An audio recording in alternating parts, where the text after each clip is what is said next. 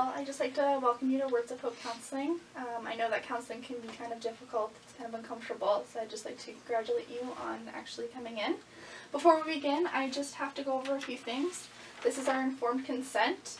I'll let you have a read over this. I'll just go through it briefly. First thing is confidentiality. Confidentiality is something that we have high standards here at Words of Hope. Anything that you disclose in this session between you and I stays between you and I. However, there are circumstances where I may need to break confidentiality, such as if you disclose anything about harming yourself or harming others, if you disclose anything about child abuse or child neglect, or if you disclose anything about being sexually assaulted by a healthcare profession. Another thing is the sessions. So our sessions will be 60 minutes long. You get 8 sessions covered by your school insurance. If you feel that you need further treatment options, we can discuss that at that time. Counseling here is completely voluntary. You choose to be here. I'm a graduate of Durham College's Social Service Worker program. I'm registered with the College of Social Work and Social Service Workers. I abide by all the policy and procedures there. Our relationship is strictly professional, counselor and client. So if you want to have a read over, if you agree with everything, you can just sign a date.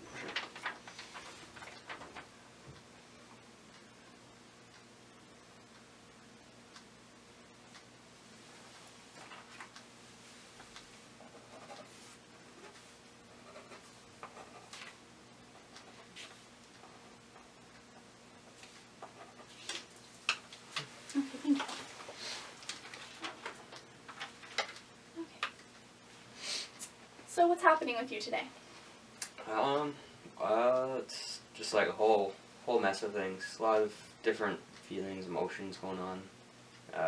Not really easy to pinpoint one, but kind of like sadness, just having a rough time, a little bit, I guess, depressed. Just not in the best moods, not in the best spirits. Okay, what's causing these moods? Well, recently my girlfriend, she actually broke up with me. So, just having a really tough time dealing with that. Okay. Can you tell me about the relationship you had with your girlfriend? Yeah, sure. It's we met at work just at the end of spring.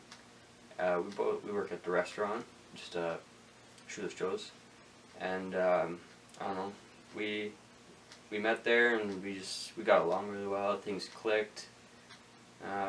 We seemed to have a lot in common, so we just started talking and then started to hang out a little bit, and we actually found out that we had like a lot in common, and just from there things progressed, and we weren't gonna pursue a relationship at all because she was going away to school at the end of the summer and I was gonna stay here, so I figured there was no point in even pursuing that. But as the summer progressed, just one thing led to another, and just turned out that we ended up in a relationship together. Okay. And how long ago did your relationship end? It was about 2 weeks ago. She actually told me through text message, so it was kind of shocking when she broke it to me through a text. I didn't even get a simple phone call or anything like that. Okay. And is there a reason behind your breakup? Did she give you any reasoning why she no longer wanted to be with you? To be honest, no. It seemed like things were going really, really well. Like, we knew it was going to be hard when she moved away, but we agreed that we would try the long-distance relationship, see if we could make things work. And in the beginning, things were really well. We would phone call each other, like Skype dates, constantly text messaging. So it seemed like it was really very good at first. And then she started mentioning that she was kind of like lonely, bored, like she didn't know anybody. So I told her, start to go out, go to parties, meet people, like make friends, put yourself out there. So she agreed she would do that, and she started to. And so I guess once she started to do that, I kind of noticed she started to distance herself.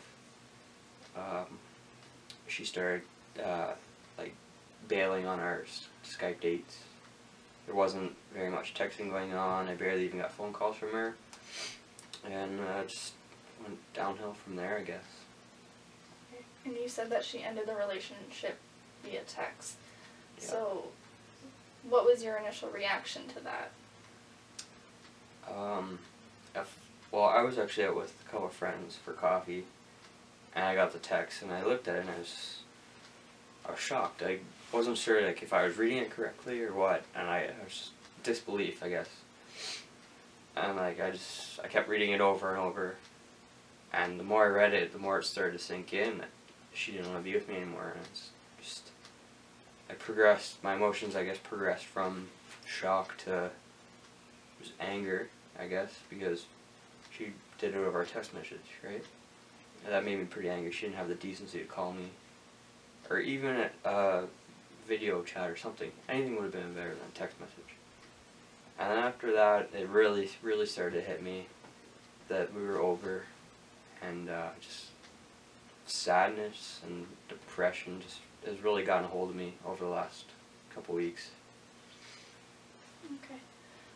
Well, what you're feeling is completely natural. When a breakup happens, you know, that sadness that comes. Have you or are you experiencing suicidal thoughts at all? No, not at all. Suicide's not ever really been a thought to me. I would never resort to that. I believe in myself. I believe that I can achieve something.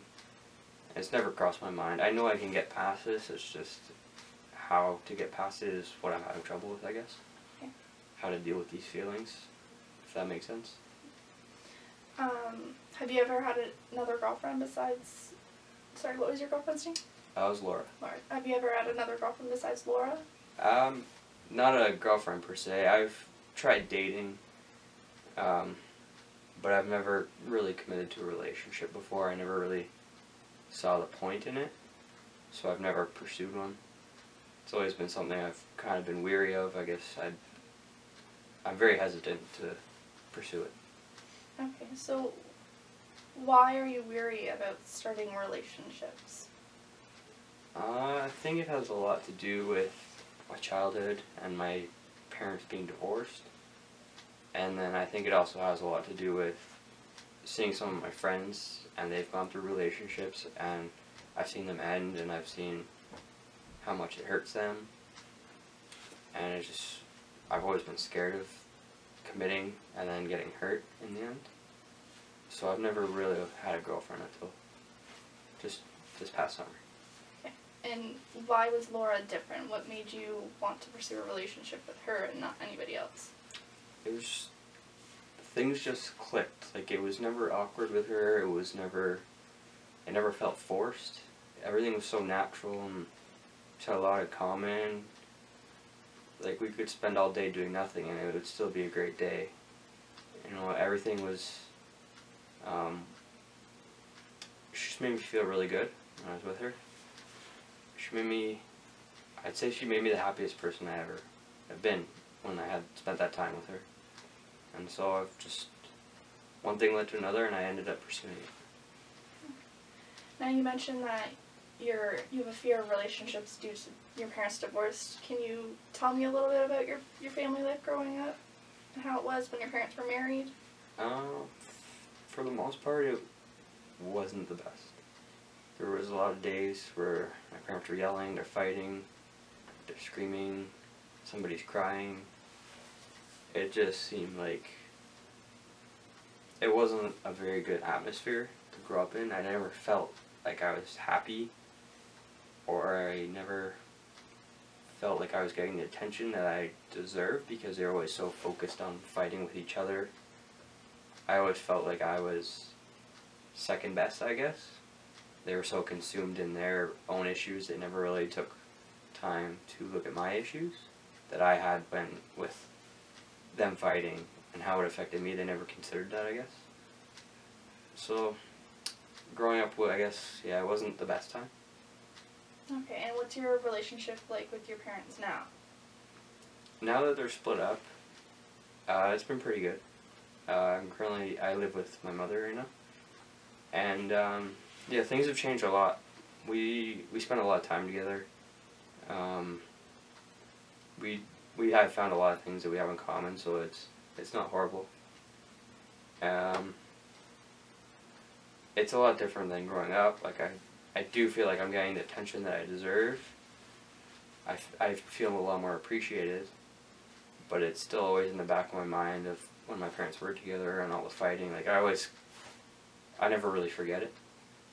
And then, like, with my relationship with my dad, I don't see him very much. We don't have a lot in common. So it's harder to connect with him, and he never really, it's almost like he never makes an attempt. So I find that's hurtful to me, and that continues to bring back the crappy childhood memories, is that he doesn't really make an attempt to connect with me. And so, like, I would like to, but I don't know how to start that. Okay. So you've never expressed the feelings that you have towards your dad about how you kind of feel kind of like on the side, that he doesn't really make time for you? No, I don't know how to, I wouldn't know how to go about that. I'm not very, I'm not like I wouldn't say I'm a confrontational person, or I wouldn't bring up how I feel. I don't know. It's not something I would talk about with my father. It's not something I'm totally comfortable with. Okay, what makes it so uncomfortable for you? It's just I don't know how to talk about it, I guess. He's not a very sensitive person, I guess. So to talk about something with him, to talk about feelings with him, it would just be very uncomfortable and awkward. So it's never crossed my mind to make an attempt to express those feelings. Okay. Is it something that you're interested in? I think one day I would like to come around to be able to do that, just to get it off my chest. I think that would help. But I'm not sure how to go about that. Okay, do you think maybe counseling, maybe having a session with your dad with us is something that you're interested in? Yeah, I think that would definitely help. It would, I guess having a third person there to kind of mediate, to guide, it would make it a lot less awkward and a lot less stressful than if it was just me and him one-on-one. Okay. And we'll go back to the relationship, because you said kind of abruptly ended. Do you still communicate with Laura? I don't communicate with her, but I still have a connection through social media. I'm friends with her on Facebook, still on Instagram. I can, if she posts a photo, I see it, or like a Facebook status, I see it. And I don't think that's very good for me. I don't know. Okay. Is there a reason why you still have her on all your social media? I think it's curiosity. I want to see what she's up to. I don't know, if she posts a picture and I see she's maybe out for drinks with some guys.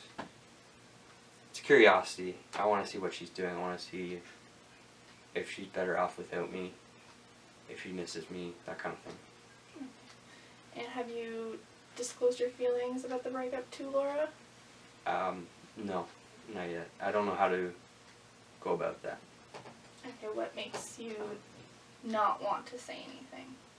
What holds you back from talking about your feelings towards her? If you felt that you had a connection with her and you could talk to her, what is making you not be able to express how you're feeling right now? I think it's just the whole fear of confrontation, expressing my feelings. And again, I'm a very shy person, so stuff like that's not easy for me. So that's usually why I'm held back from doing things like that. Do you think maybe expressing the way that you feel would give you some kind of closure to the breakup that would maybe help with your healing process? Yeah, for sure. I think if I talked to her, let her know how I felt about what she did to me, I feel like that would definitely help some healing.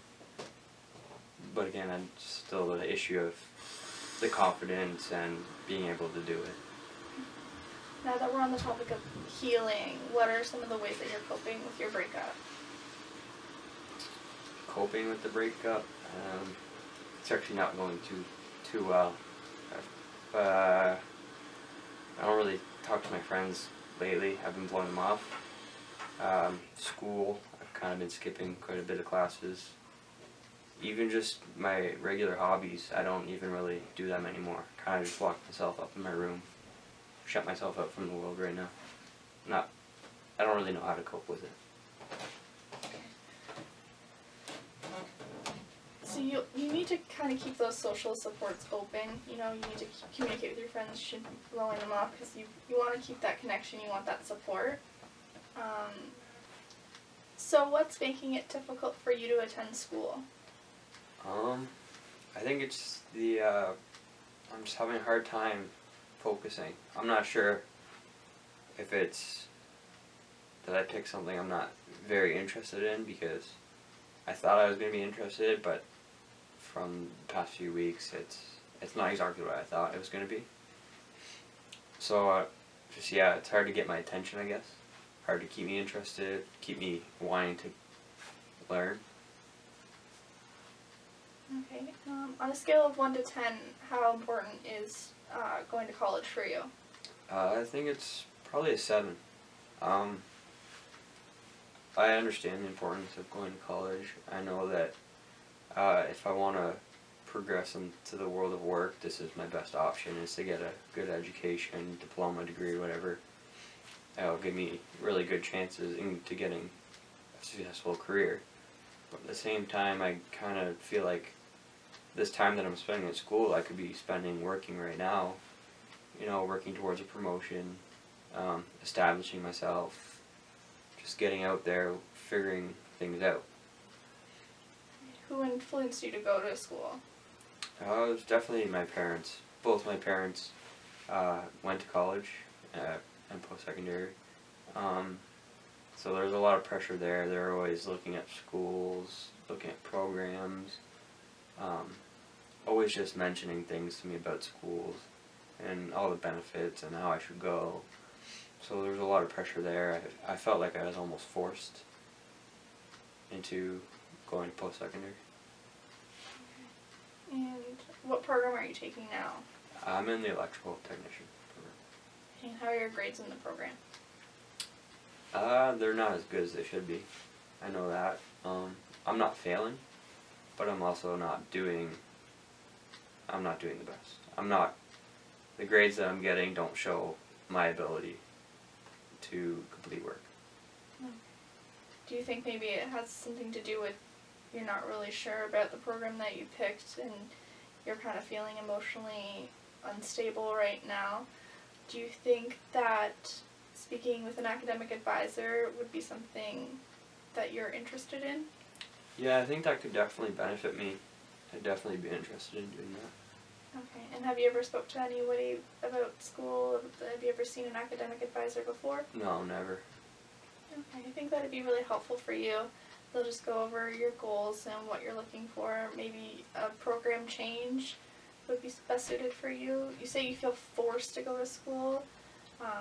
Maybe the pressure, you just chose the program not really realizing that it's not for you. Okay, I'm just going to wrap up our session. We're just out of time. But before you go, I would just like to know, what changes would you like to see in resulting by coming to counseling? I think I'd like to definitely learn how to deal with my emotions better, how to, I guess, just handle different situations. I'd definitely like to become more confident in expressing myself in confrontations, things like that. And I'd also like to, I'd definitely like to start getting school back on track. I'd like to start going to my classes, so I feel like this could be beneficial to that. Okay, so what you just told me, what do you think is an attainable goal that you could set for yourself before we meet again? I think I'll look into meeting with an academic advisor. I think that'll be really good for me, so I'll set up an appointment to do that. Okay. And how about I see you in 2 weeks from today? We'll meet at 3 o'clock and we can discuss how your academic advisor appointment went. For sure, that sounds good. Okay, well, it was nice to see you. Thank you.